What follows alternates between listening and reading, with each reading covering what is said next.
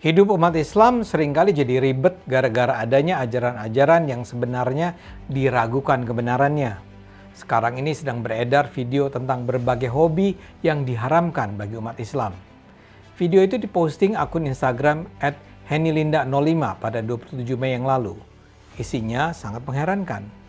Ada 7 hobi yang dikatakan terlarang dalam Islam.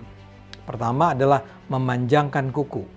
Umat Islam dibilang tidak boleh memanjangkan kuku lebih dari 40 hari karena tindakan itu katanya tidak sesuai dengan anjuran Nabi Muhammad. Yang kedua adalah tato. Tato dinilai haram karena mengubah bentuk ciptaan Allah, di mana seseorang melakukannya dengan cara menyakiti dirinya sendiri. Hobi ketiga yang dilarang adalah percaya zodiak dan ramalan bintang. Keempat adalah tidur tengkurap. Tidur tengkurap dilarang dalam Islam karena Nabi Muhammad melarangnya. Kelima adalah mencela makanan. Karena katanya tindakan itu merupakan bentuk dari rasa tidak syukur kita terhadap rezeki yang diberikan Allah.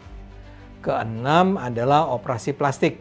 Operasi plastik haram karena mengubah bentuk ciptaan Allah. Terakhir, ketujuh adalah memakai rambut palsu untuk tujuan kecantikan.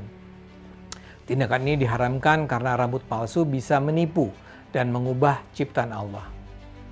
Daftar haram ini terasa sangat mengada-ada.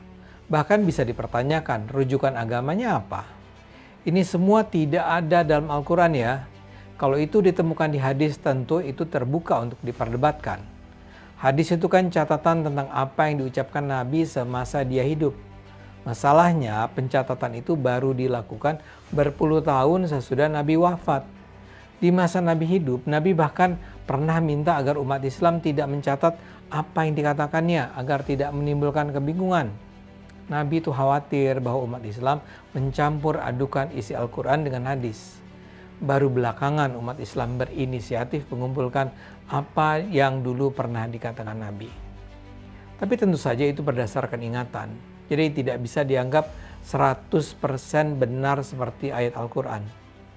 Karena itu untuk urusan hadis sebaiknya tidak dianggap sebagai hukum yang mutlak. Ayat Al-Quran saja bisa direinterpretasikan kok. Apalagi hadis Nabi yang memang tingkat keakuratannya tidak 100%. Ini tentu tidak berarti hadis tidak bisa digunakan. Tapi harus ditafsirkan sebagai hukum yang tidak harus selalu ditegakkan. Kalau memang Nabi itu ingin agar ucapan ini dijadikan hukum yang harus diikuti, tentu dia akan secara jelas menyatakannya. Kalau tidak, maka ucapannya dianggap sebagai sekedar ucapan Nabi di masanya.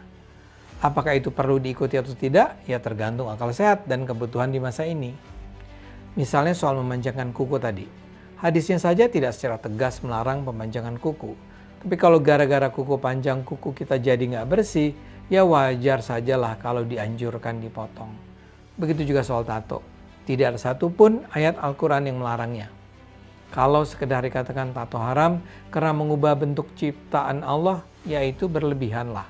Tapi kalau tato itu merusak kulit, mungkin sebaiknya dihindari. Jadi mungkin sebagai umat Islam tidak berlebihan dalam beragama. Ajaran yang bermanfaat diikuti, tapi kalau dianggap tidak bermanfaat, ya tidak wajiblah diikuti.